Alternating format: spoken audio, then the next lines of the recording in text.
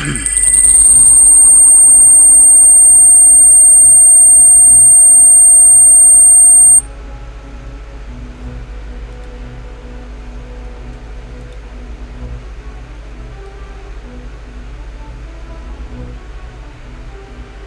was painful.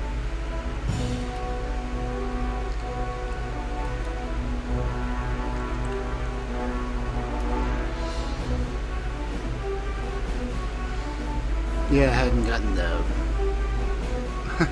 audio not going to the speakers and just picked up on my microphone.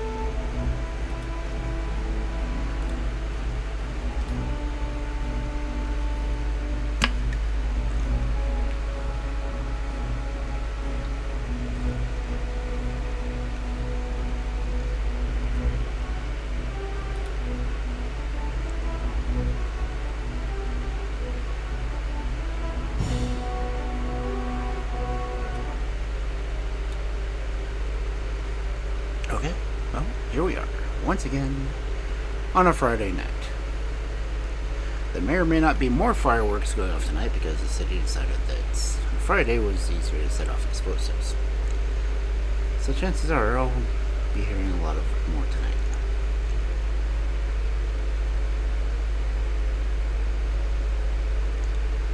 But welcome in Taka, congrats on getting first, and welcome in Guilty.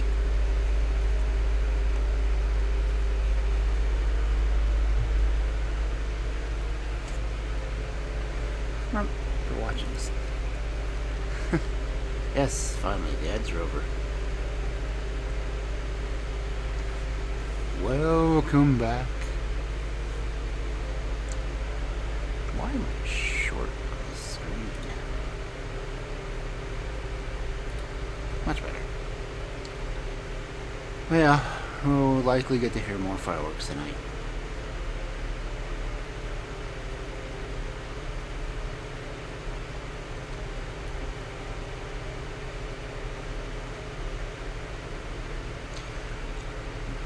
That was creepy. But they work, so. Although the blurb ones are working, the sound alerts ones aren't for some reason. And I don't know why. Let's try with the sound alerts ones real quick. There it is.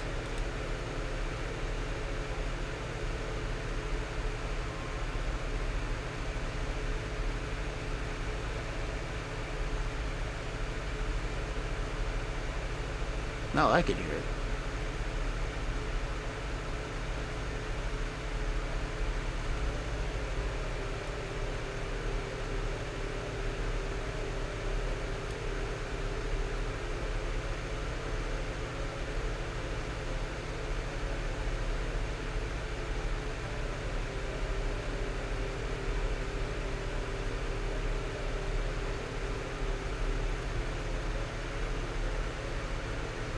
Heard it again.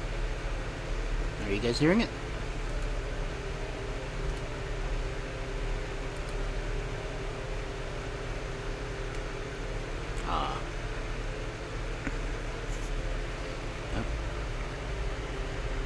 Kel's doing her job already.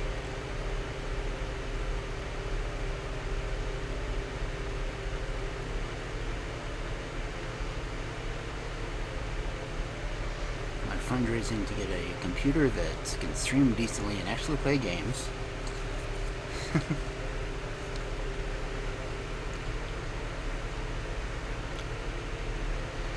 But we are doing fairy tales tonight. Though the last game I actually played was Finding Cinderella, and it was actually a pretty fun game once I figured out how to play it. Aw, the spinner escaped. Oh well.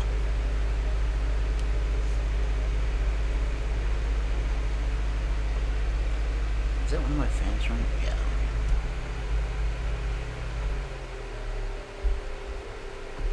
Okay. That one was a fan that was actually on my desk. It was vibrating my microphone. Your ears are ready. It is good to have ready ears.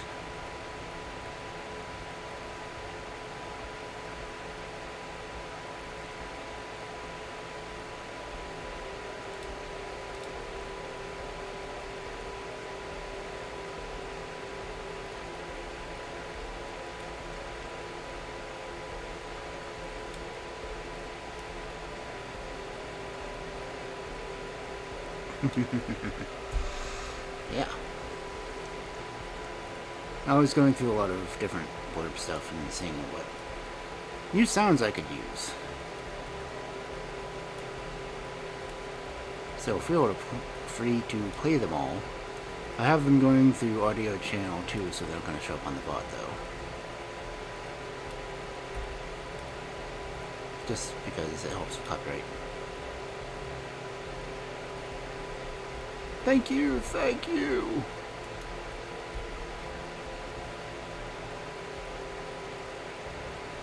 Of course, I like this one too.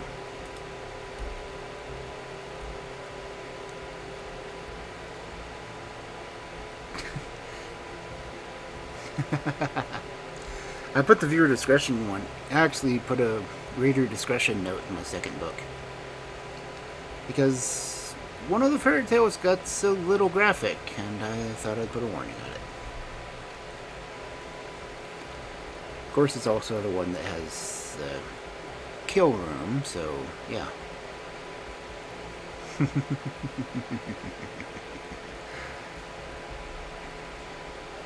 I mean, I was only mentioning half desiccated corpses and skeletons and people who had their stomachs cut open and guts just hanging out all over the place.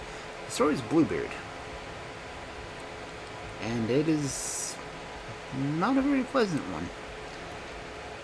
But I put it in the book all the same. And I've narrated it, so I can't say too much against it. What time is it? 9:07? No, I got a few more minutes before the story starts. I will, however, go to the library.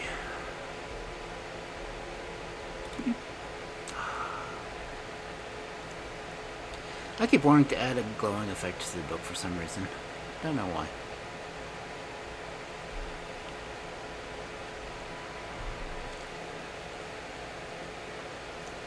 But we are doing a yellow fairy book.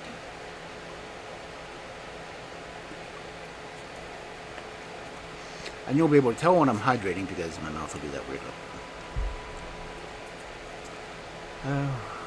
What other things did I add on this one?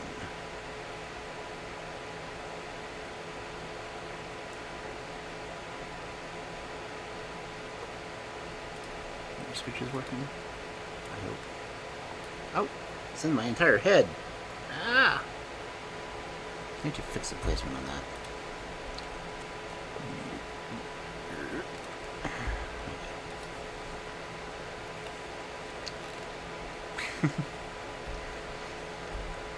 I think my chibi's activated too, so let's see, I've got my top hat turned on. Where is it?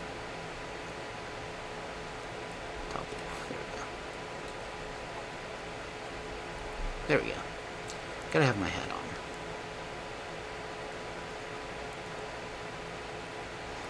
on. Okay.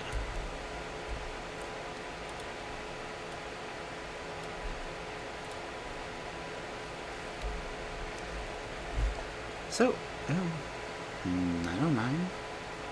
Almost time to open the book.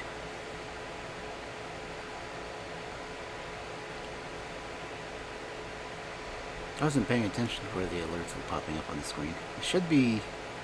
Where are my... Okay, my alerts are still in the top left.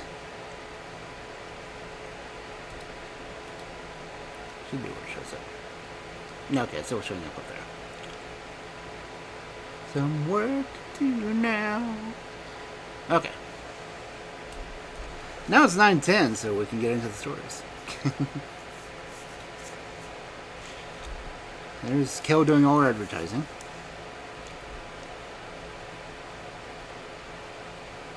Oh yeah, the one about Wild West Wildlife, it's the one link that I have permanently going right now. I've had that going a little over a year now, and I still haven't even made a quarter of the goal. But I've personally gone out there and donated at least $60. But anyway.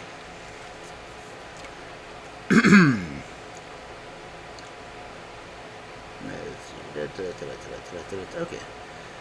I have not narrated this one previously. Okay. So the first story for tonight's fabulous Friday night of fairy tales. Alphege, or the Green Monkey. Many years ago there lived a king who was twice married. His first wife, a good and beautiful woman, died at the birth of her little son. And the king, her husband, was so overwhelmed with grief at her loss that his only comfort was in the sight of his heir. When the time for the young prince's christening came, the king chose as a godmother a neighboring princess, so celebrated for her wisdom and goodness that she was called the Good Queen. Of course. She named the baby Alphege, and from that moment took him to her heart. Time wipes away the greatest griefs, and after 2 or 3 years, the king was married again. His second wife was a princess of undeniable beauty, but not so amiable a disposition as the first queen. In due time, a second prince was born, and the queen was devoured with rage at the thought that the Prince Alphege came between her son and the throne. She took care, however, to conceal her jealous feelings from the king. At length, she could control herself no longer, and she sent a trusty servant to her old and faithful friend, the Fairy of the Mountain, to beg her to devise some means by which she might get rid of her stepson. But she was evil queen and wicked stepmother. Nice. The fairy replied that, much as she desired to be agreeable to the queen in every way, it was impossible for her to attempt anything against the young prince, who was under the protection of some greater power than her own. The good queen, on her side, watched carefully over her godson. She was obliged to do so from a distance, her own country being a remote one, but she was well informed of all that went on and knew all about the queen's wicked designs. She therefore sent to the prince a large and splendid ruby, with injunctions to wear it night and day, as it would protect him from all attacks, but added that the talisman only remained its power as long as the prince remained within his father's dominions. The wicked queen, knowing this, made every attempt to get the prince out of the country, But her efforts failed till one day an accident did what she was unable to accomplish. The king had an only sister who was deeply attached to him, and who was married to the sovereign in a distant country. She had always kept a close correspondence with her brother, and the accounts she heard of Prince Alphege made her long to become acquainted with so charming of a nephew. She entreated the king to allow the prince to visit her, and after some hesitation, which was overruled by his wife, he finally consented. Prince Alphege was at this time only 14 years old, and the handsomest and most engaging youth imaginable. In his infancy, he had been placed in charge of one of the great ladies of the court, who, according to prevailing custom, acted first as his head nurse, and then as his governess. When he outgrew her care, her husband was appointed as his tutor and governor, so that he never had been separated from the excellent couple, who loved him as tenderly as they did their only daughter, Zeta, and were warmly loved by him in return. When the prince set forth on his travels, it was but natural that his devoted couple should accompany him, and accordingly they started with him and attended a numerous retinue. For some time he traveled through his father's dominions, and all went well. But soon after passing the frontier, they had to cross a desert plain under a burning sun.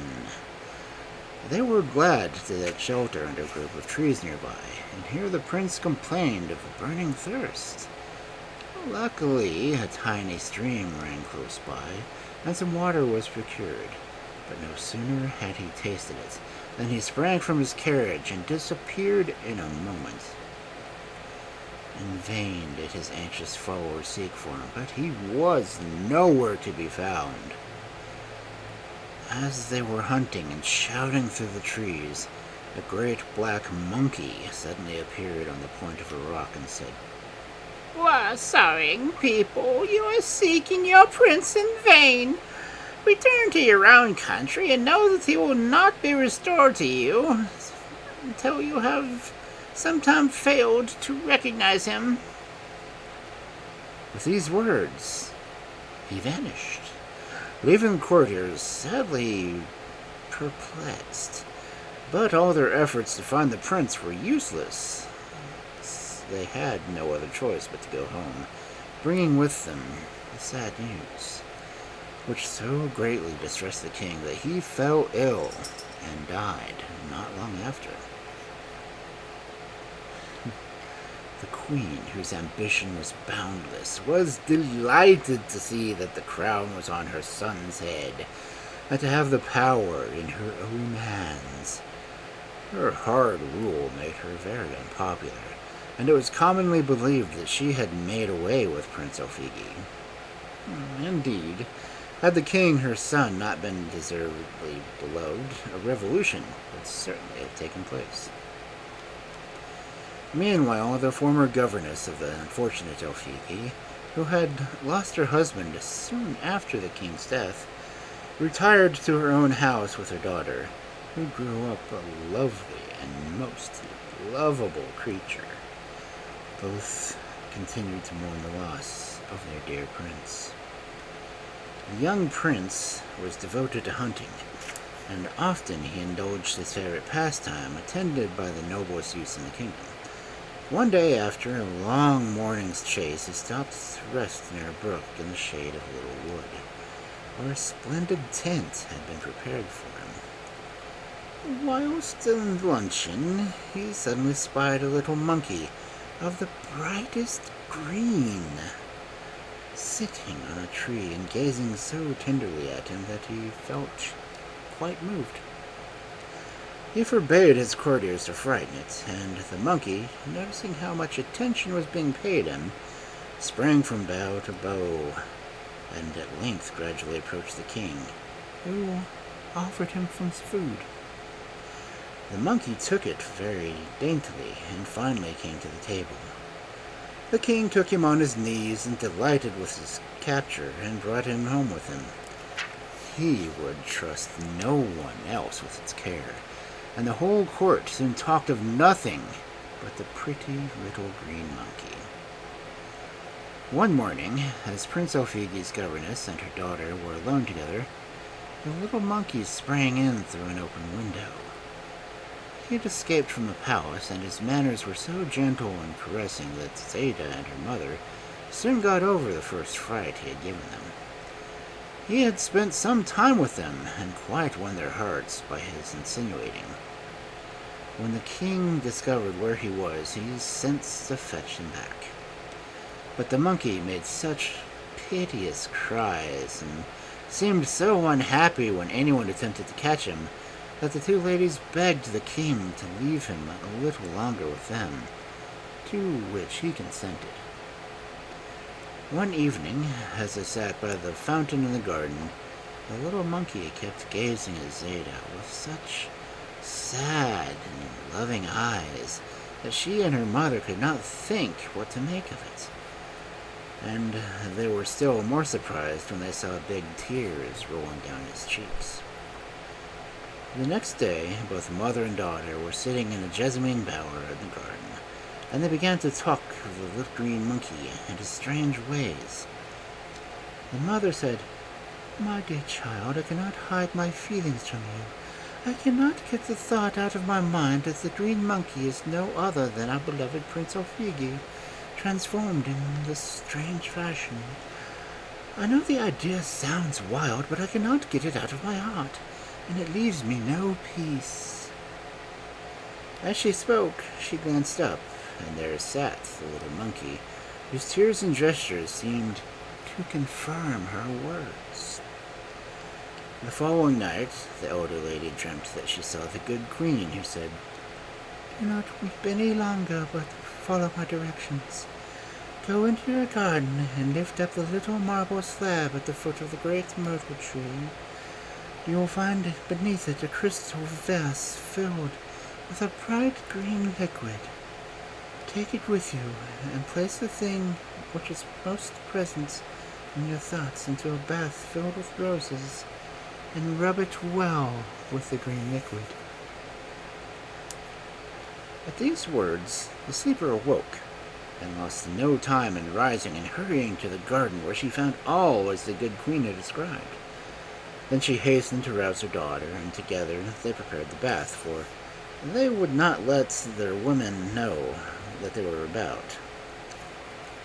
Zeta gathered quantities of roses, and when they were all ready, they put the monkey into a large jasper bath, where the mother rubbed him all over with the green liquid. Their suspense was not long, for suddenly the monkey's skin dropped off, and there stood Prince Alphege, the handsomest and most charming of men. The joy of seeing such was beyond words, and after a while the ladies begged the prince to relate his adventures, and he told them all of his sufferings in the desert when he was first transformed. His only comfort had been the visits from the good queen, who had at length put him in the way of meeting his brother. Several days were spent in these interesting conversations, but at length Zeta's mother began to think that the best means for placing the prince on the throne, which was by right his. The queen on her side was feeling very anxious. She had felt sure from the first that her son's pet monkey was no other than Prince Alphege, and she longed to put an end to him. Her suspicions were confirmed by the fairy of the mountain, and she hastened in tears to the king, her son. "I am informed," she cried, "that some ill-disposed people have raised up an impostor in the hopes of dethroning you. You must at once have him put to death." The king, who was very brave, assured the queen that he would soon punish the conspirators. He made careful inquiries into the matter, and thought it hardly probable that the quiet widow and a young girl would think to attempt anything in the nature of revolution. He determined to go and see them, and to find out the truth for himself. So, one night, without saying anything to the queen or her ministers, He set out of the palace where the two ladies lived, attended only by a small band of followers. Two ladies were at the monument deep in conversation with Prince Alphege, and hearing a knocking so late at night, begged him to keep out of sight for a time. What was their surprise when the door was opened to see the king in his suit. "I know," said the king, "that you are plotting against my crown in person, and I have come to have an explanation with you." As she was about to answer, Prince Alphege, who had heard all, came forward and said, "It is from me you must ask an explanation, brother." He spoke with such grace and dignity that everyone gazed at him in mute surprise. At length the king, recovered from his own astonishment at recognizing the brother who had lost some years before, exclaimed, "Yes, you are indeed my brother, and now that I have found you, take the throne to which I have no longer a right." Saying so, he respectfully kissed the prince's hand.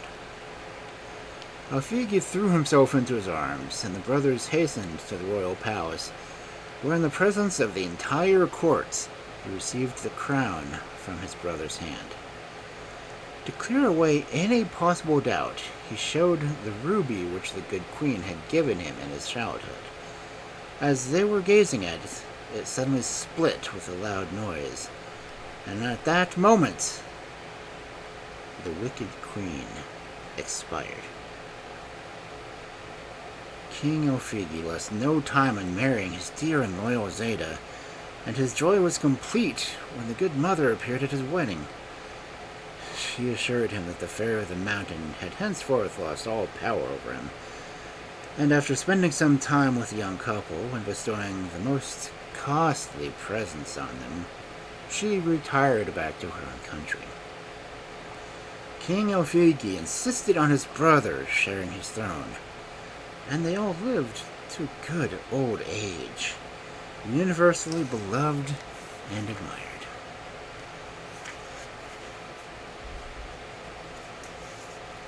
And yes, that was a firework that set off across the street from me. Because, well, they like fireworks in the United States, yes.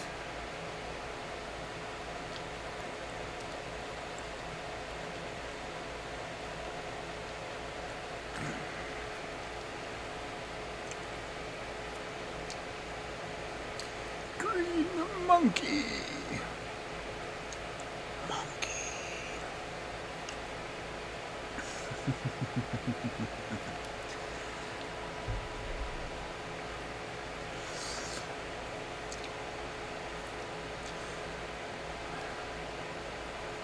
That's it, yeah.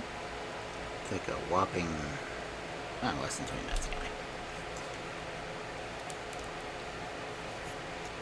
So onward, we continue to our second story, which I know I have read before.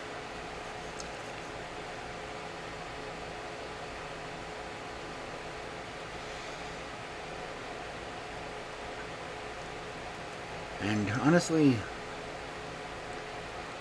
well, it's got a story in it. Well, a moral to the story. Mostly don't insult fairies. But anyway, our second fairy tale for this wonderful Friday night is Fairer Than a Fairy. Once there lived a king who had no children for many years after his marriage. At length, heaven granted him a daughter of such remarkable beauty that he could think of no name so appropriate for her as Fairer Than a Fairy. It never occurred to the good-natured monarch that such a name was certain to call down the hatred and jealousy of the fairies on this child. But this is what happened.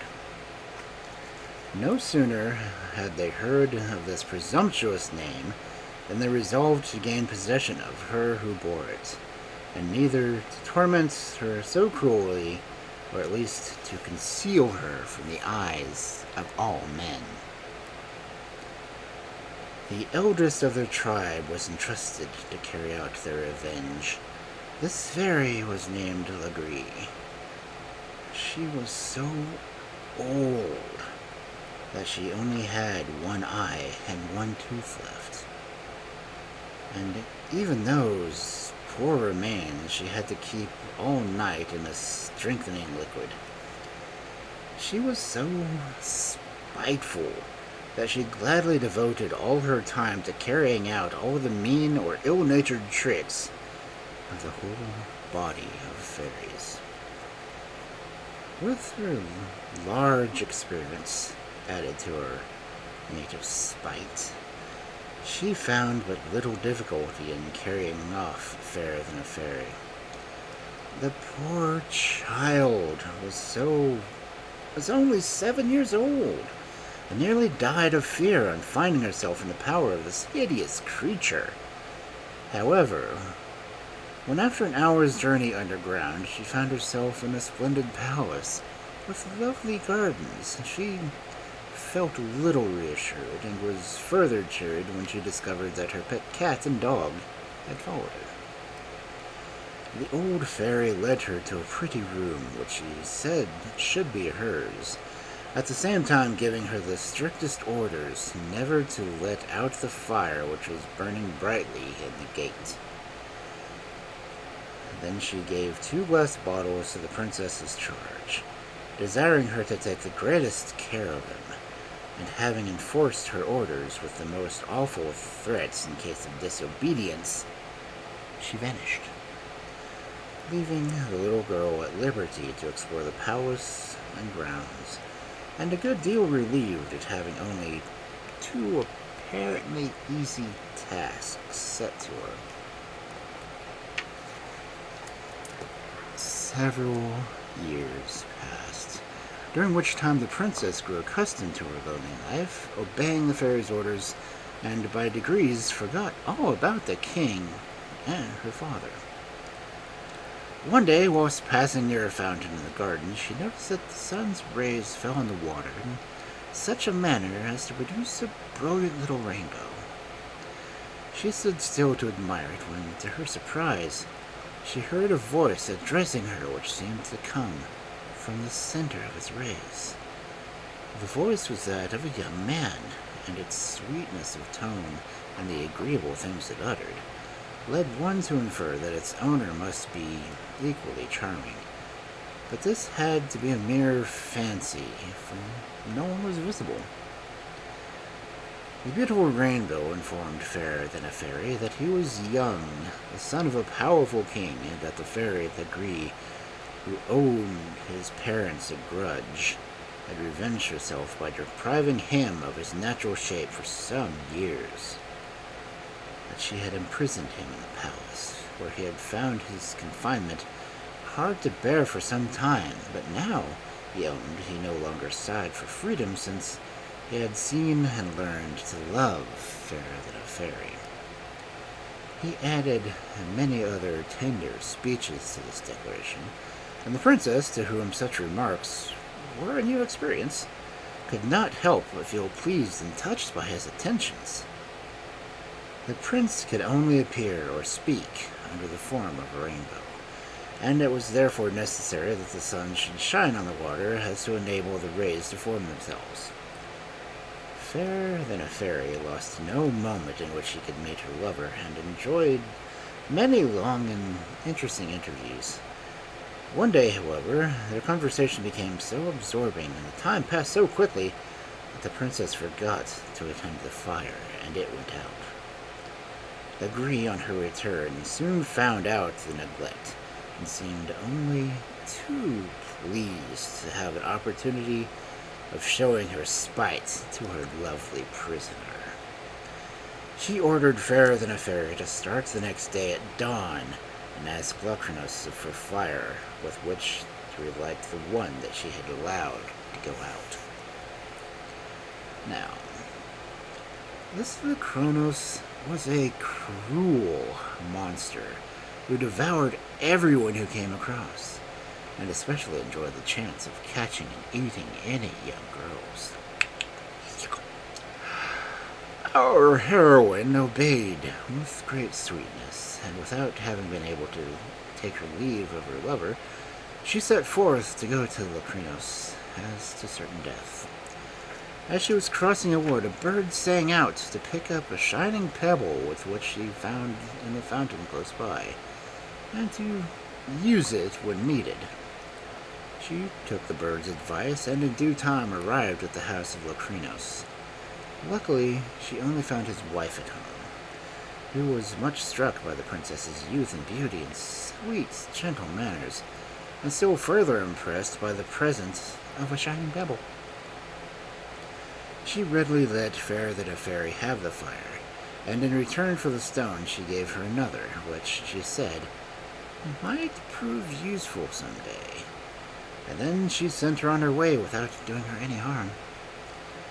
Legree was as much surprised as displeased at the happy result of this expedition, and Fairy waited anxiously for an opportunity of meeting Prince Rainbow and telling him of her adventures. She found, however, that he had already been told about them by a fairy who protected him, and to whom he was related. The dread of fresh dangers to his beloved princess made him devise some more convenient way of meeting than by the garden fountain, and Fairy carried out his plan daily, with entire success. Every morning she placed a large basin full of water on her windowsill, and as soon as the sun's rays fell on the water, the rainbow appeared as clearly as it had ever done at the fountain. By this means they were able to meet without losing sight of the fire, or of the two bottles in which the old fairy kept her eye and her tooth at night. And for some time the lovers enjoyed every hour of sunshine together. One day Prince Rainbow appeared in the depths of woe. He had just heard that he was to be banished from his lovely spot, but he had no idea where he was to go. The poor young couple were in despair and only parted with the last ray of sunshine, and in hopes of meeting the next morning. Alas, the next day was dark and gloomy, and it was only late in the afternoon that the sun broke through the clouds for only a few minutes. Fairy eagerly ran to the window, but in her haste, she upset the basin and spilt all the water with which she had carefully filled overnight. No other water was at hand except that and the two bottles. It was the only chance of seeing her lover before they were separated, and she did not hesitate to break the bottle and pour their contents into the basin, when the rainbow appeared at once. Their farewells were full of tenderness. The prince made the most ardent and sincere protestations, and promised to neglect nothing which might help him deliver his dear Fairy from her captivity, and implored her to consent to their marriage as soon as they should both be free. The princess, on her side, vowed to have no other husband, and declared herself willing to brave death itself in order to rejoin him.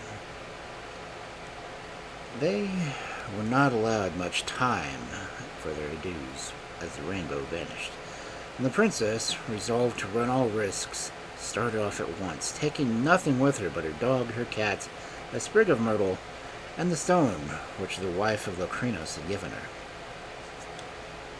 When Legree became aware of her prisoner's flight, she was furious, and set off at full speed in pursuit.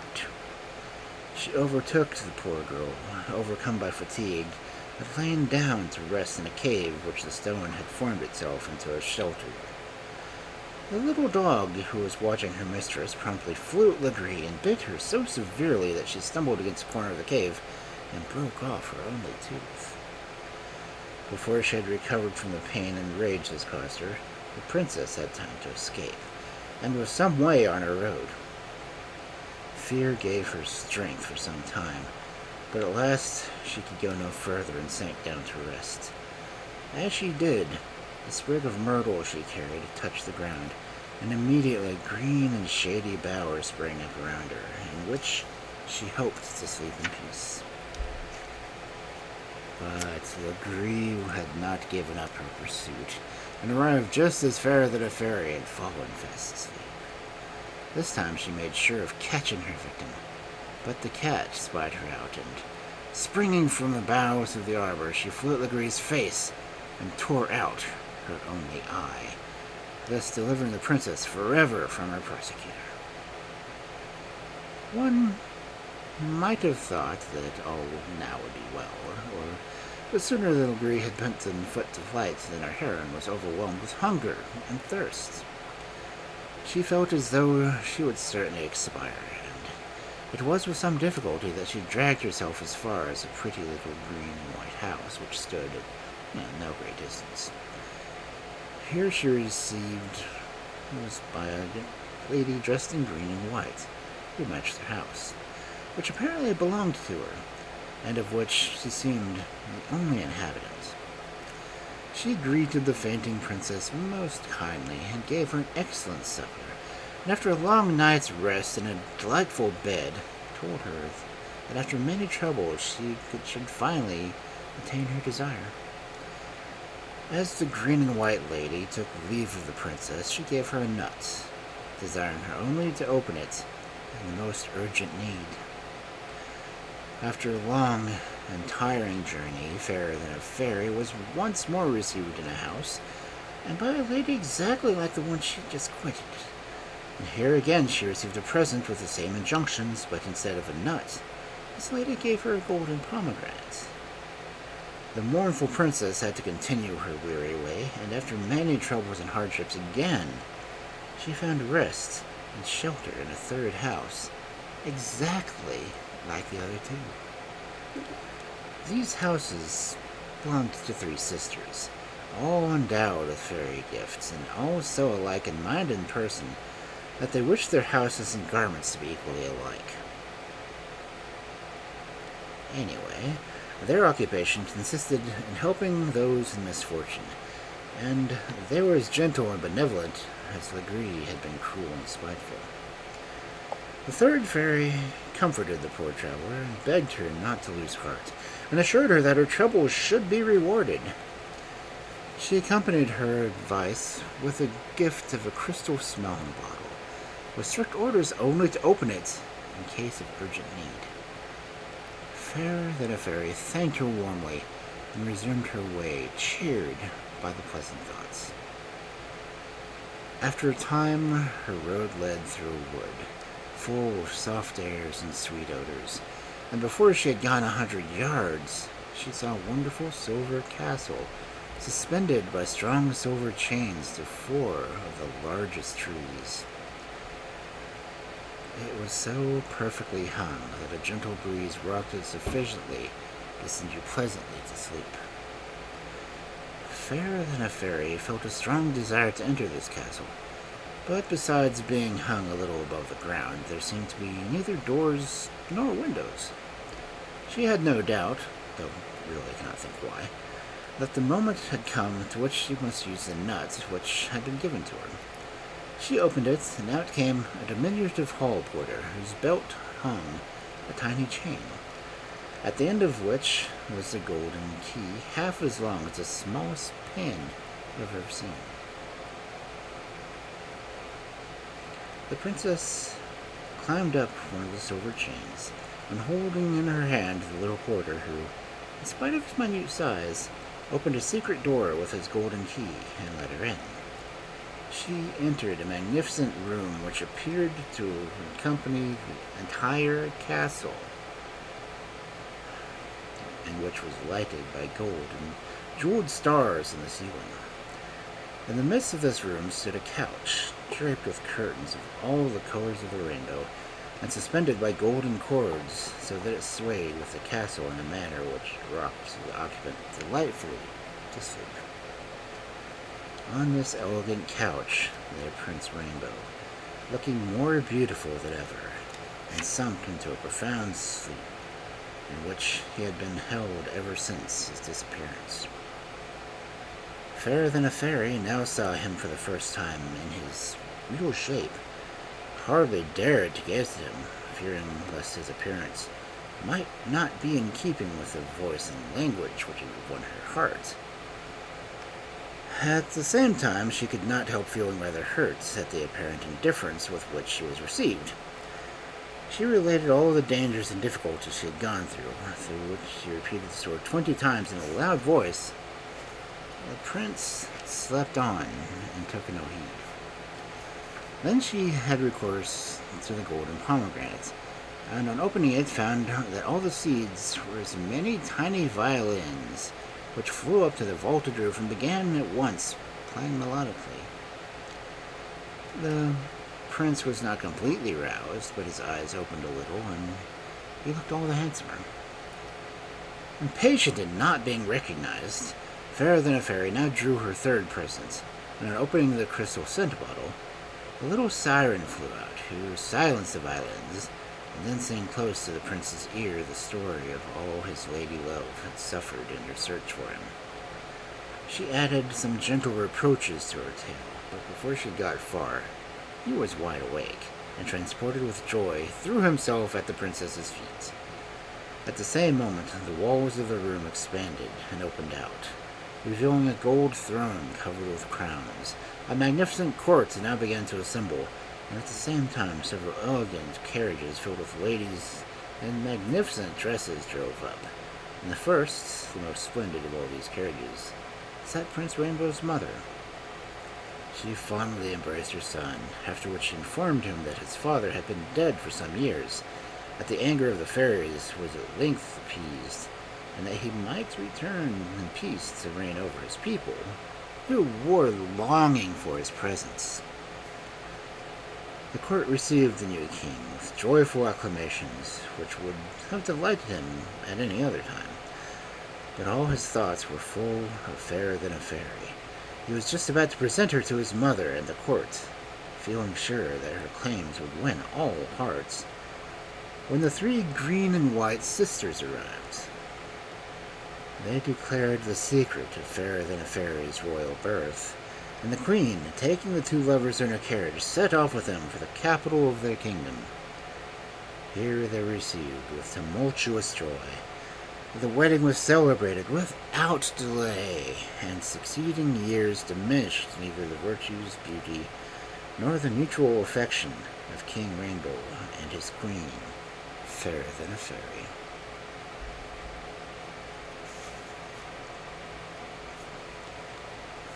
And more fireworks went off.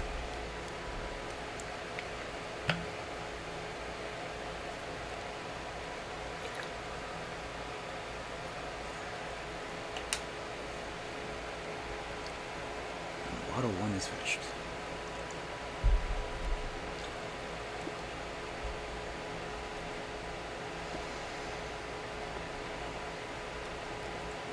So I hope everyone's having a good evening.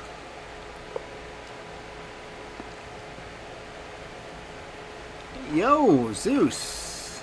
Nope, Talbot rated. What? Man, post about it, shouting at the wrong people. Yeah, Talbot, how you doing? Are you playing Elden Ring? Are you only doing the DLC, or...?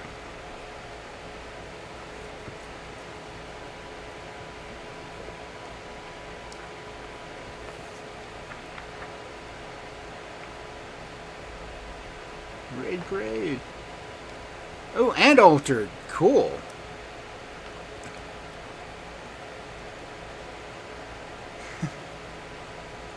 Ah, cool. I found out that you can apparently do the seamless co-op on it now.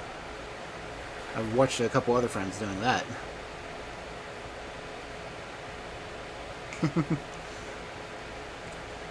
Thank you for coming in, Altered and Talbot. So I'm reading fairy tales and watching neighbors setting off fireworks, apparently. Ah, you are doing the co-op? Cool. I just wish I had a computer that could handle it.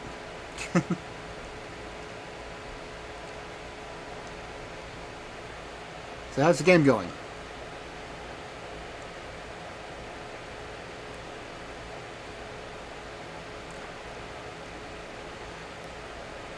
Well, I figured they were going to do like part 2 because it's a weekend and they can do it officially drunk.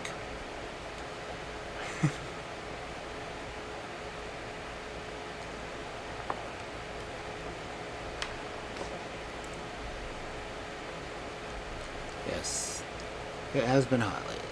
I'm just glad it was only in the 80s today, but it's been humid as hell. Oh, you just cleared the Moon Witch? It would have to be a lot easier doing that with more than one person.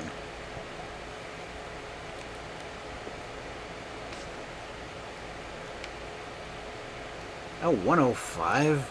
Dang.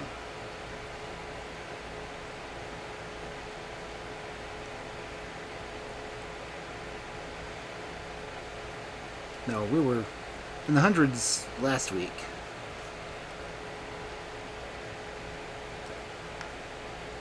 Beginner phase 2.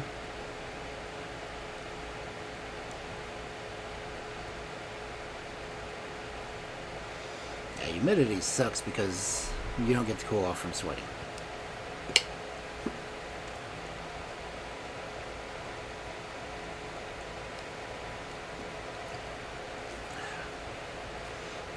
Of course, it also makes my hair frizzy.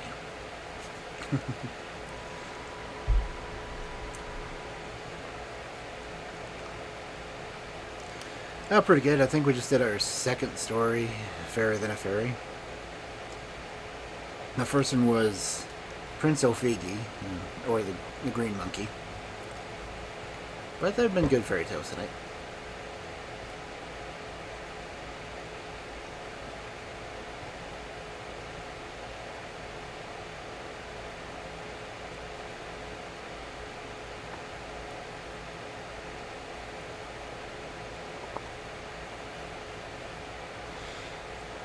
I'm kind of surprised I haven't seen more fireworks.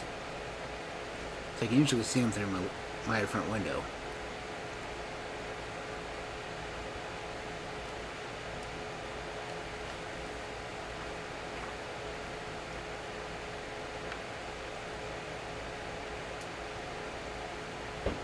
Nope. Heard it. I didn't see it, but I heard one.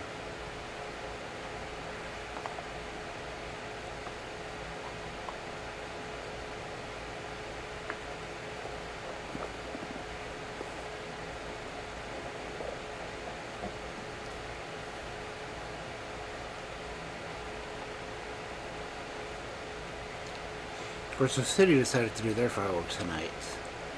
And City Park, that's maybe a mile and a half from here, so I'm surprised I'm not hearing more from that, too. We're supposed to be doing a drone show, too, but, I'm reading fairy tales. Priorities. Oh, yeah. Always gotta troubleshoot.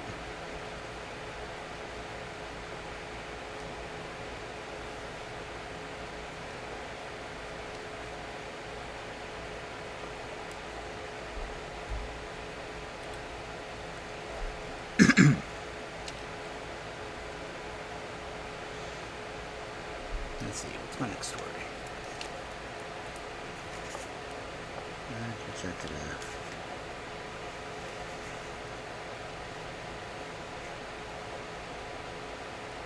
The Three Brothers? Okay, this is the Polish version of the Three Brothers. Okay. So our next wonderful story for this Friday night of fairy tales. The Three Brothers. There was once upon a time a witch who, in the shape of a hawk, used every night to break the windows of a certain village church. In the same village there lived three brothers, who were all determined to kill the mischievous hawk. But in vain did the two eldest mount guard in the church with their guns. As soon as the bird appeared high above their heads, sleep overpowered them, and they only awoke to hear the windows crashing in. Then the youngest brother took his turn of guarding the windows, and to prevent his becoming overcome with sleep, he placed a lot of thorns under his chin, so that if he felt drowsy or nodded his head, They would prick him and keep him awake. The moon was already risen, and it was as light as day, when suddenly he heard a fearful noise, and at the same time a terrible desire to sleep overpowered him. His eyelids closed and his head sank on his shoulders, but the thorns ran into him and were so painful that he awoke at once. He saw the hawk swooping down upon the church, and in a moment he had seized his gun and shot the bird. The hawk fell heavily under a big stone, severely wounded in its right wing. The youth ran to look at it, and saw that a huge abyss had opened below the stone. He went at once to fetch his brothers, and with their help, he dragged a lot of pine wood and ropes to the spot. They fastened some of the burning pine wood to an end of a rope, and let it slowly down to the bottom of the abyss. At first, it was quite dark, and the flaming torch only lit up the dirty gray stone walls. But the youngest brother, determined to explore the abyss, and letting himself down by the rope, he soon reached the bottom. Here he found a lovely meadow full of green trees and exquisite flowers. In the middle of the meadow stood a huge stone castle with an iron gate leading to it, which was wide open. Everything in the castle seemed to be made of copper, and the only inhabitant he could discover was a lovely girl who was combing her golden hair. He noticed that whenever one of her hairs fell on the ground, it rang out like pure metal. The youth looked at her more closely, and saw that her skin was smooth and fair. Her bright blue eyes were sparkling, and her hair as golden as the sun. He fell in love with her on the spot, and kneeling at her feet, he implored her to become his wife. Princess. Isn't it a princess? The girl accepted his proposal gladly, but at the same time she warned him that she could never come up to the world above until her mother, the old witch, was dead. And she went on to tell him that the only way in which the old creature could be killed was with the sword that hung up in the castle, but the sword was so heavy that no one could lift it. Then the youth went into a room of the castle where everything was made of silver, and here he found another beautiful girl, the sister of his bride. She was combing her silver hair, and every hair that fell out on the ground rang as like pure metal. The second girl handed him the sword, but though he tried with all his strength, he could not lift it. At last the third sister came to him and gave him a drop of something to drink, which she said would give him the needed strength. He drank one drop, but he still could not lift the sword. Then he drank a second. The sword began to move. But only after he had drunk a third drop was he able to swing the sword over his head. Then he hid himself in the castle and awaited the old witch's arrival. At last, as it was beginning to grow dark, she appeared. She swooped down upon the big apple tree, and after shaking some golden apples from it, she pounced down upon the earth, and soon as her feet touched the ground, she became transformed from a hawk into a woman. This was the moment the youth had been waiting for. He swung the mighty sword in the air with all his strength, and the witch's head fell off, and blood spurted up on the walls. Without fear of any further danger, he packed up all the treasures and castles in the great chest, and gave his brothers a signal to pull up out of the abyss. First the treasures were attached to the rope, and then the three lovely girls. Now everything was above, and only he himself remained below. But as he was a little suspicious of his brothers, he fastened a heavy stone on the rope, and let them pull it up.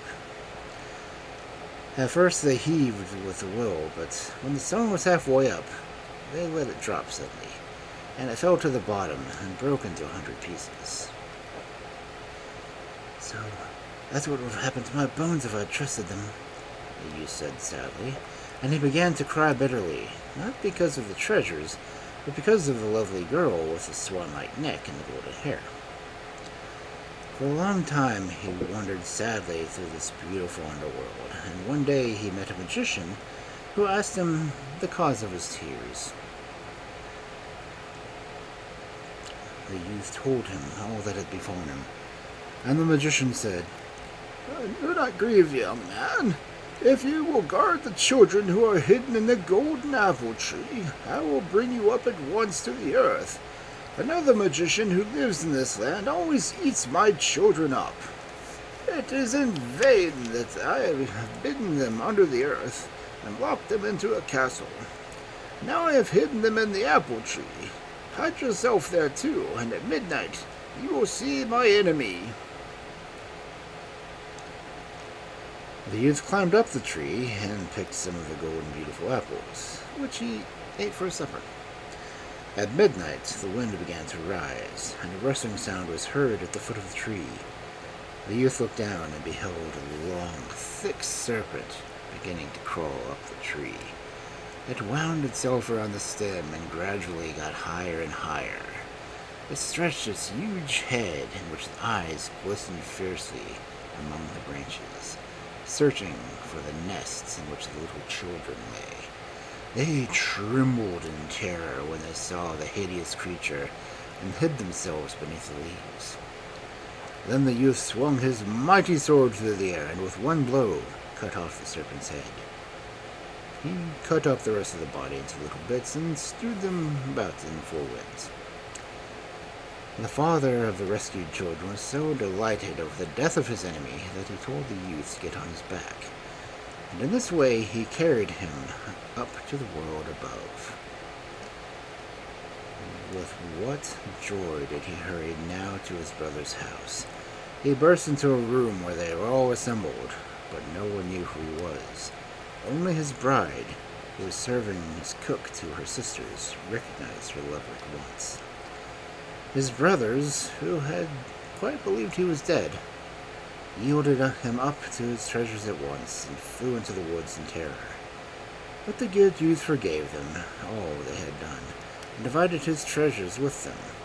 Then he built himself a big castle with golden windows, and there he lived happily with his golden-haired wife till the end of their lives. And of course, if the ads were running, you probably didn't get through the end.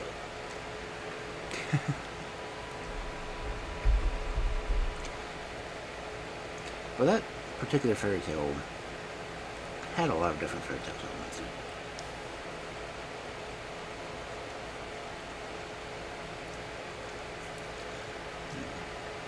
Underground castle, 3 princesses down there. Let's say the witch who turned into a hawk that destroyed church windows. That's a little unusual. But the brothers betraying the youngest brother by letting him drop back down is common. The children hidden in the tree. There's another fairy tale in which there were birds. And again, the father is one who flew them. Oh, and the other one with the birds, it was a mother who flew the boy back into the upper world. But yeah. Fairy tales be crazy.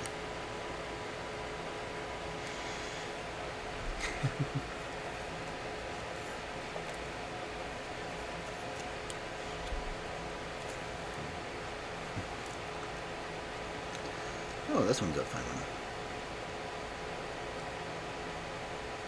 Oh, now this one's saying it's a North American story.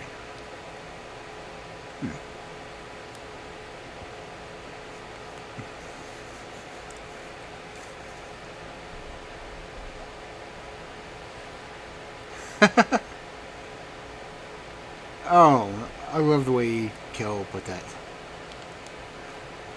The chat's been enchanted by the tales of crafty creatures in Eldon's epic tales.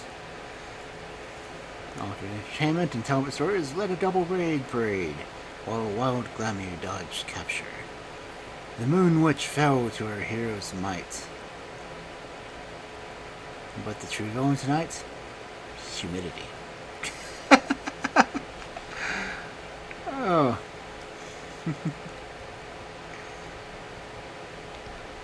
I really like the Frosty Tool spot. It comes up with so many interesting stories.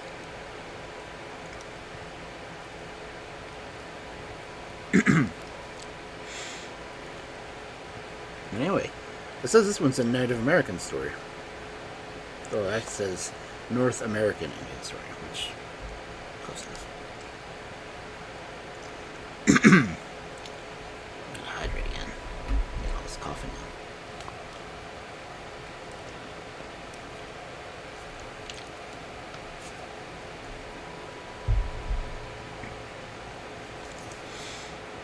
So our next story on this wonderful Friday night of fairy tales: The Boy and the Wolves, or The Broken Promise.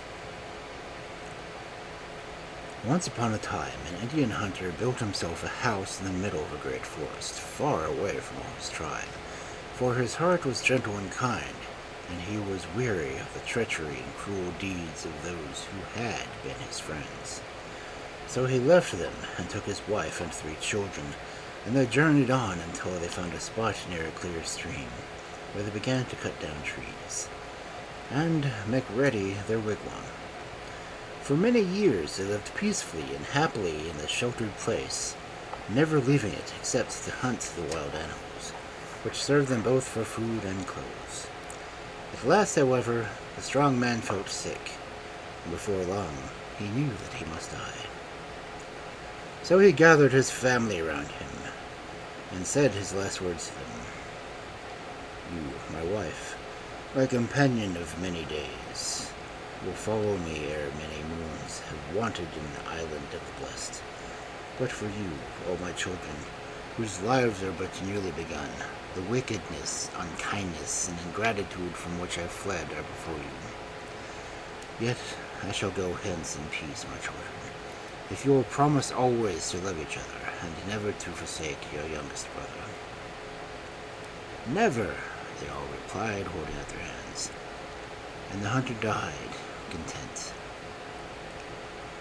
Scarcely 8 moons had passed, when, just as he had said, the wife went forth and followed her husband. But before leaving her children, she was bade to the 2 elder ones to think of their promise never to forsake the younger, for he was a child and weak. And while the snow lay thick upon the ground, they tended him and cherished him. But when the earth showed green again, the heart of the young man stirred within him, and he longed to see the wigwams of the village where his father's youth was spent. Therefore he opened all his heart to his sister, who answered, "My brother, I cannot understand your longing for our fellow men, whom here we cannot see. But remember our father's words. Shall we not seek out our own pleasures and forget the little one?" But he would not listen, and making no reply, he took his bow and arrows and left the hut. The snows fell and melted, yet he never returned, and at last the heart of the girl grew cold and hard, and her little boy became a burden in her eyes, till one day she spoke to him thus: "Sire, there is food for many days to come. Stay here within the shelter of the hut. I will go seek our brother, and when I have found him, I shall return hither." But when, after hard journeying, she reached the village where her brother dwelt, and saw that he had a wife and was happy, and when she too was sought by a young brave, then she also forgot the boy alone in the forest, and thought only of her new husband. Now, as soon as the little boy had eaten all the food which his sister had left him, he went out into the woods and gathered berries and dug up roots. And while the sun shone, he was contented and had his fill. But when the snows began and the wind howled, then his stomach felt empty and his limbs cold, and he hid in the trees all the night, and only crept out to eat what wolves had left behind. And by, having no other friends, he sought their company, and sat by while they devoured their prey, and they grew to know him, and gave him food, and without them he would have died in the snow. But at last the snow melted, and the ice upon the great lake, as well as the wolves, went down to the shore, and the boy went with them. And it happened one day that his big brother was fishing in his canoe near the shore, when he heard a child voice singing in the Indian tongue. My brother, I'm becoming a wolf, I'm becoming a wolf. And when he had sung, he howled as wolves howl. Then the heart of the elder sunk, and he hastened towards him, crying, Brother, little brother, come to me. But he, being half a wolf, only continued his song, and the louder the elder called him, little brother, come to me. The swifter he fled after his brothers the wolves, and the heavier grew his skin, till with a long howl he vanished into the depths of the forest. So with shame and anguish in his soul, the older brother went back to his village and, with his sister, mourned the little boy and the broken promise till the end of his life.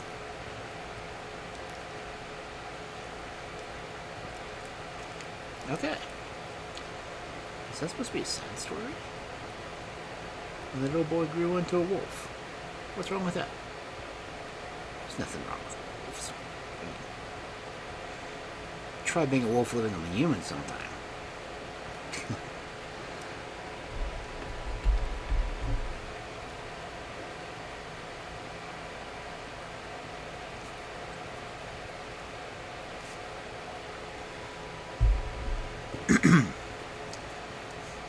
The next one is Hungarian. Ooh, nice. So our next story for this Friday Night of Fairy Tales. The Glass Axe.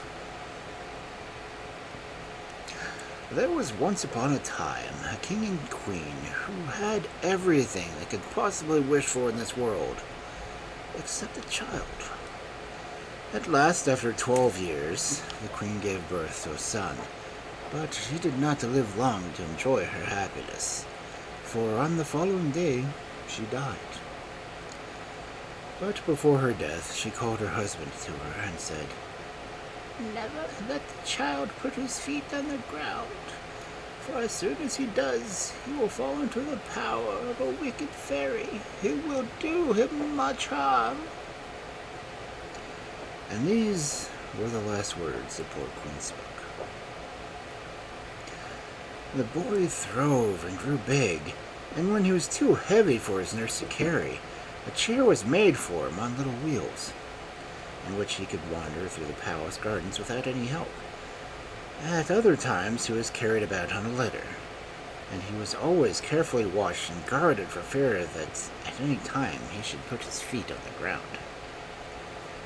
But as this sort of life was bad for his health, the doctors ordered him horse exercise, and he soon became a first-rate rider, and used to go out for long excursions on horseback, accompanied always by his father's stud-groom and numerous retainers. Every day he rode through the neighboring fields and woods, and always returned home in the evening safe and well. In this way, many years passed, and the prince grew into manhood, and hardly anyone remembered the queen's warning, though precautions were still taken, more from use and want than for any other reason.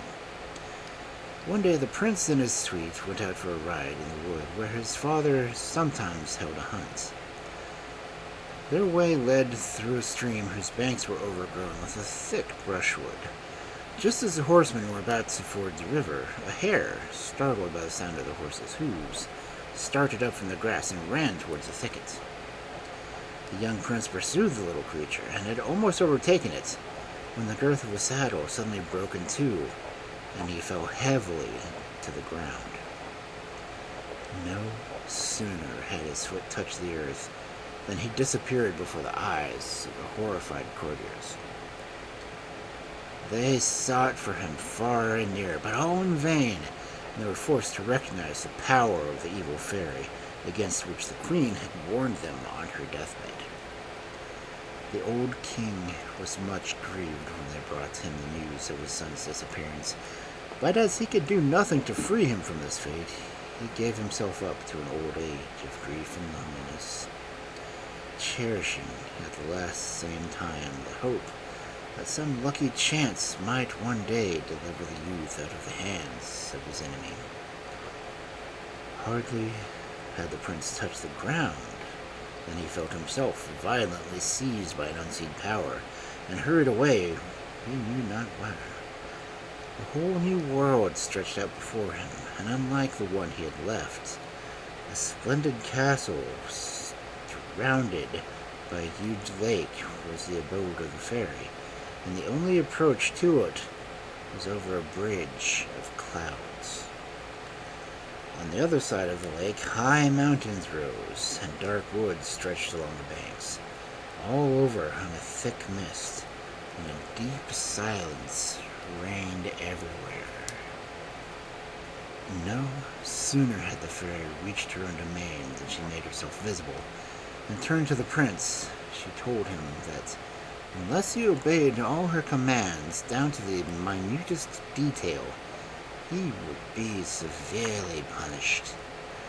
Then she gave him an axe made of glass, and bade him cross the bridge of clouds and go into the wood beyond, and cut down all the trees before sunset. At the same time, she cautioned him with many angry words against speaking to a girl he would most likely meet in the wood. The prince listened to her words meekly, and when she had finished, took up the glass axe and set out for the forest. At every step, he seemed to sink into the clouds, but fear gave wings to his feet, and he crossed the lake in safety and set to work at once. But no sooner had he struck the first blow with his axe than it had broken into 1,000 pieces against a tree. The poor youth was so terrified he did not know what to do, for he was in mortal dread of the punishment the old wicked fairy would inflict on him. He wandered to and fro in the wood, not knowing where he was going, and at last, worn out by fatigue and misery, he sank to the ground and fell fast asleep. He did not know how long he slept when a sudden sound woke him, and opening his eyes, he saw a girl standing beside him. Mindful of the fairy's warning, he did not dare to address her, but she, on her part, greeted him in the most friendly manner, and asked him at once if he were under the power of the wicked fairy. The prince nodded his head silently in answer. Then the girl told him that she too was in the power of the fairy, who had doomed her to wander about in her present guise, until some youth should take pity on her and here bear her to safety on the other side of the river, which they saw in the distance, and on the other side of which the fairy's domain and power ended. The girl's words so inspired the prince with confidence that he told her all the tale of woe, ended up by asking her advice as to how he was to escape the punishment the fairy would be sure to inflict on him when she discovered that he had not cut down the trees in the wood, that he had broken her axe. You must know, answered the girl, that the fairy in whose power we are both are is my own mother, and you must not betray that secret, for it would cost me my life. If you will only promise to try to free me, I will stand by you, and will accomplish for you the tasks which my mother sets you. The prince promised joyfully all she asked. Then, having once more warned him not to betray her confidence, she handed him a draught to drink, which was very soon drunk, and his senses went into a deep slumber. His astonishment was great when he awoke to find the glass axe whole and unbroken at his side, and all the trees of the wood lying felled around him. He made all haste across the bridge of clouds and told the fairy that her command was obeyed. She was much amazed when she had heard all the wood was cut down and saw the axe unbroken in his hand, and since she could not believe that he had done all this by himself, she questioned him narrowly if he had spoken or seen the girl. But the prince lied manfully and swore that he had never looked up from his work for a moment. Seeing she could get nothing more out of him, she gave him a little bread and water, and showing him a small dark cupboard, she told him she might sleep there. Morning had hardly dawned when the fairy awoke the prince, and giving him the axe again, she told him to cut up all the wood they had felled the day before, and put it in bundles ready for firewood. At the same time, she warned him once more against approaching or speaking a word to the girl if he met her in the wood. Although this task was no easier than that of the day before, the youth set out much more cheerfully because he knew he could count on the help from the girl. With quicker and lighter steps, he crossed the bridge of clouds, and hardly had he reached the other side when his friend stood before him and greeted him cheerfully. When she heard what the fairy demanded this time, she answered, smiling, "Never fear," and handed him another jot, which very soon caused the prince to fall into a deep sleep. When he awoke, everything was done. All the trees of the wood were cut up into firewood and arranged in bundles for easy use. He returned to the castle as quickly as he could and told the fairy that her commands were obeyed. She was even more amazed than she had been before, and asked him if he had either seen or spoken to the girl, but the prince knew better than to betray his word, and once more lied freely.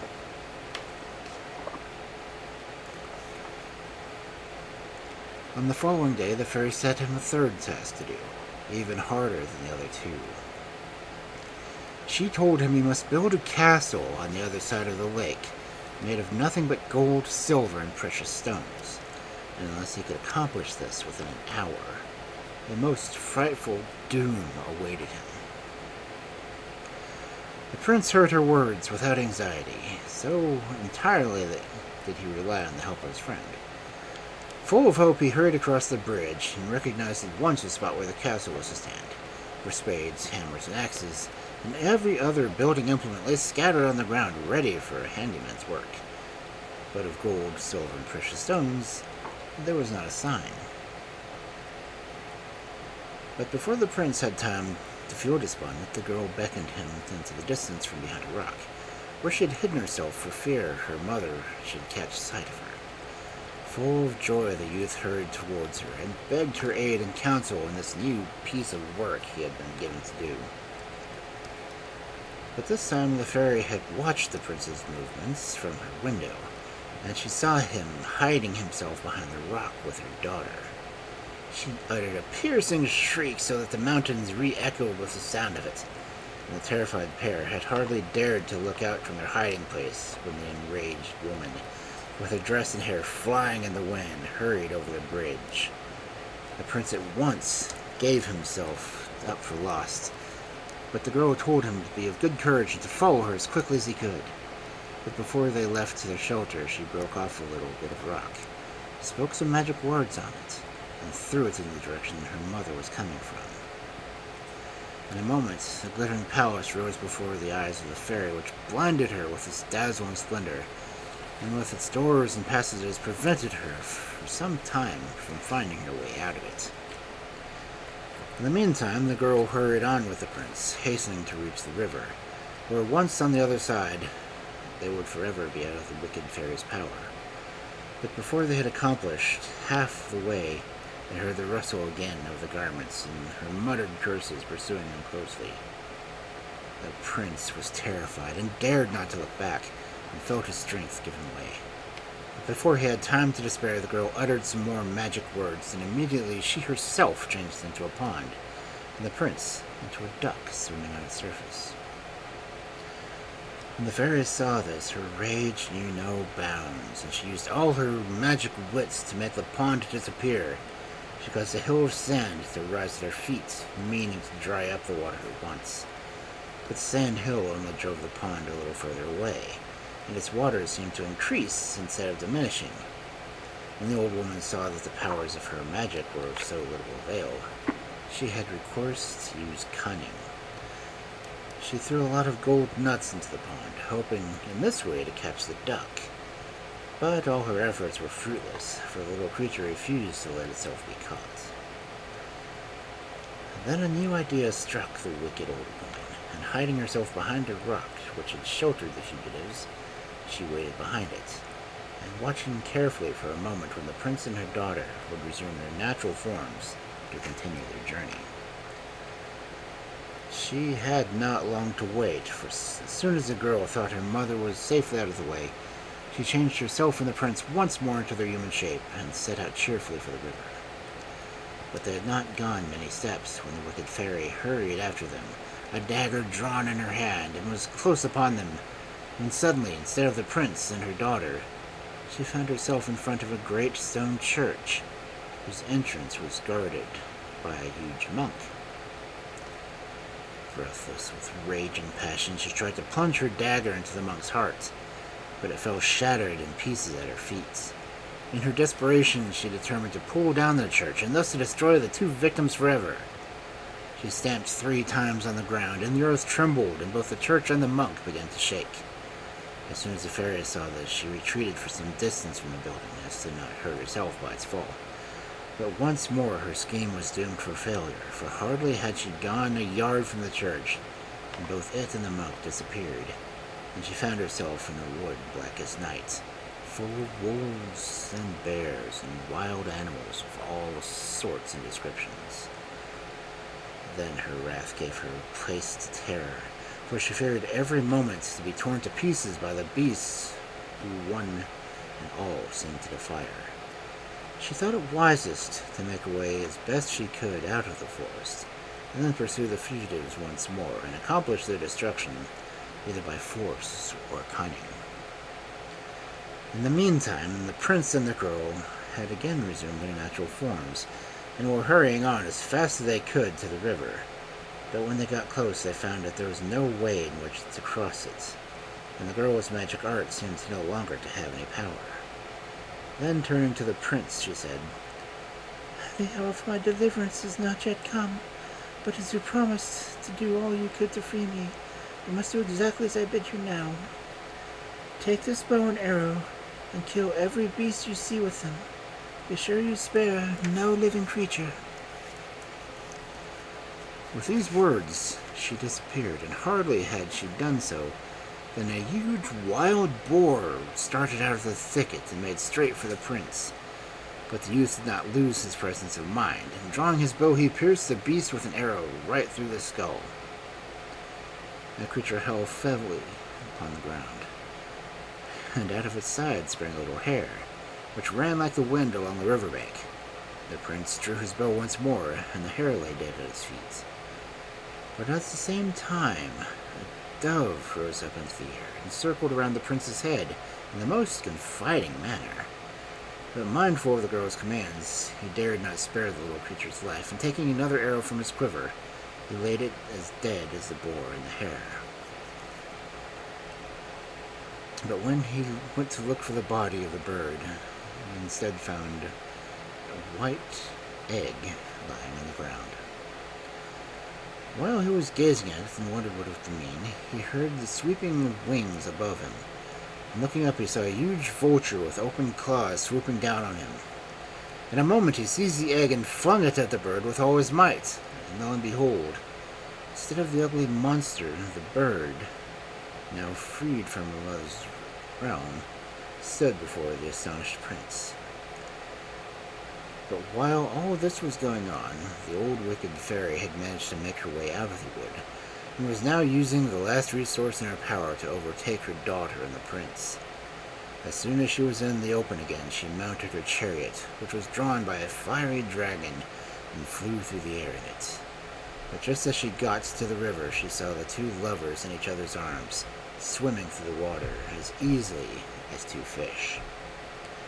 Quick as lightning, and forgetful of every danger, she flew down upon them, but the water seized her chariot and sank it to the low steps, and the waves bore the wicked old woman down the stream until she was caught in some thorn bushes, where she made a good meal for all the little fishes that were swimming about. And so at last the prince and his lovely bride were free. They hurried as quickly as they could to the old king, who received them with joy and gladness. On the following day, the most gorgeous wedding feast was held. And, as far as we know, the prince and his bride lived happily forever after.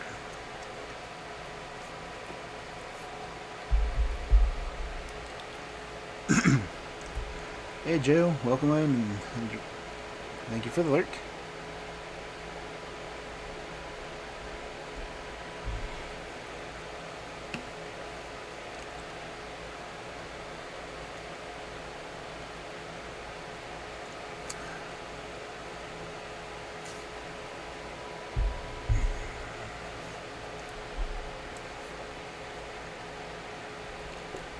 That's next story.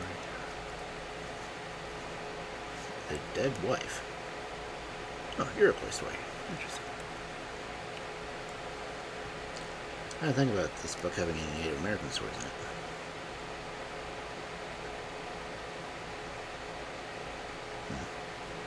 It's a fairly short story.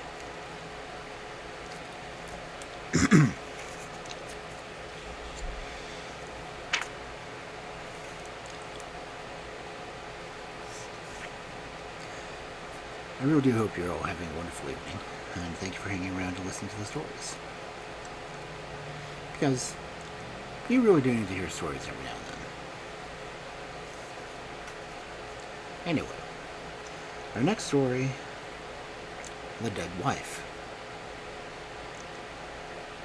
Once upon a time, there were a man and his wife who lived in the forest, very far from the rest of his tribe. Very often they spent the day in hunting together, but after a while, the wife found that she had so many things to do that she was obliged to stay at home. So he went alone, though he found that when his wife was not with him, he never had any luck. One day, when he was away hunting, the woman fell ill, and in a few days she died. Her husband grieved bitterly and buried her in the house where she had passed her life. But as the time went on, he felt so lonely without her that he made a wooden doll about her height and size for company, and dressed her in her clothes. He seated it in front of the fire and tried to think he had his wife back again. The next day he went out to hunt, and when he came home the first thing he did was to go up to the doll and brush off some of the ashes from the fire which had fallen on its face. But he was very busy now, for he had to cook and mend besides getting food, for there was no one to help him, and so a whole year had passed. At the end of that time, he came back from hunting one night and found some wood by the door and within the fire. The next night, there was not only wood and fire, but a piece of meat in the kettle, nearly ready for eating. He searched all about to see who had done this, but could find no one. The next time he went to hunt, he took care not to go far, and came in quite early. And while he was still a long way off, he saw a woman going into the house with wood on her shoulders. So he made haste and opened the door quickly, but instead of the wooden doll, his wife sat in front of the fire. Then she spoke to him and said, "The Great Spirit felt sorry for you, because you would not be comforted, so he let me come back to you. But you must not stretch out your hand to touch me, or we will have seen the rest of our people. If you do, I shall die." So the man listened to her words, and the woman dwelt there, and brought the wood and kindled the fire, till one day her husband said to her, "It is now 2 years since you died. Let us go back to our tribe. Then you will be well, and I can touch you." And with that he prepared food for the journey, a string of deer's flesh for her to carry, and one for himself. And so they started. Now the camp of the tribe was distant 6 days' journey, and when they were yet 1 day's journey off, it began to snow, and they felt weary and longed for rest. Therefore they made a fire, cooked some food, and spread out their skins to sleep. When the heart of the man was greatly stirred, and he reached out his arms to touch his wife, but she waved his hands away and said, "We have seen no one yet. It is too soon." But he would not listen to her, and caught her to him, and behold, he was clasping the wooden doll. And when he saw it was a doll, he pushed it from him in his misery and rushed away to the camp, and told them all his story. And some doubted, and they went back to him in the place where he had left his wife and stopped for rest. And there lay the doll, and besides, they saw the snow steps of two people. The one foot was like the foot of the doll, and the man grieved sore all the days of his life. That was kind of sad.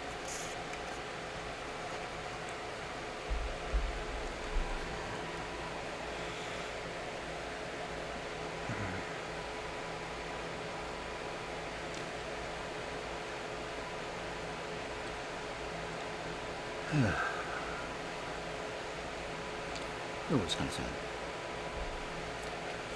Imagine the Great One giving you your wife back. And fireworks going off.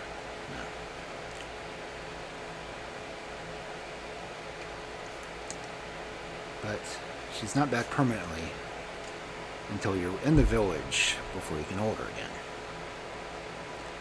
Just that fleeting moment that you just need to hold her, and everything is ruined.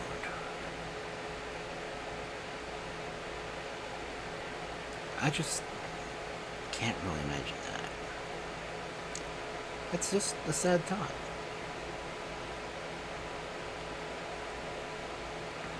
I mean, living with, I guess, your dead wife technically, for 2 years, unable to touch or hold them, but then overcome with the feeling that you just need to hold them one day away before they would be restored, and you mess it up.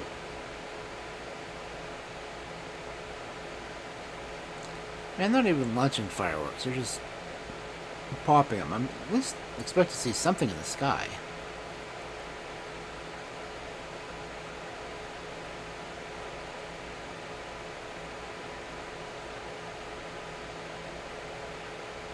Well, with the echo it's giving, that might be one I want from the park. Oh well.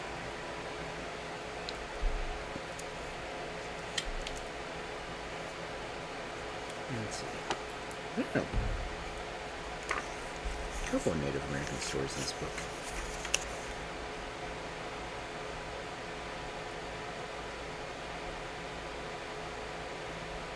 They seem to be shorter.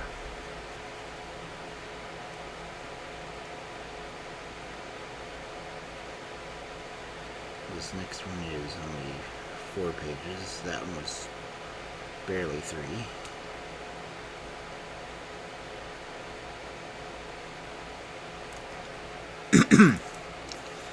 I'll probably get at least 2 more of these short stories done.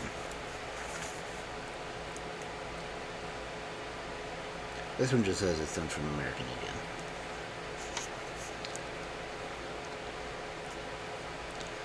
In the land of soul. Far away in North America, where the Indians dwell, there lived a long time ago a beautiful maiden who was lovelier than any other girl in the whole tribe.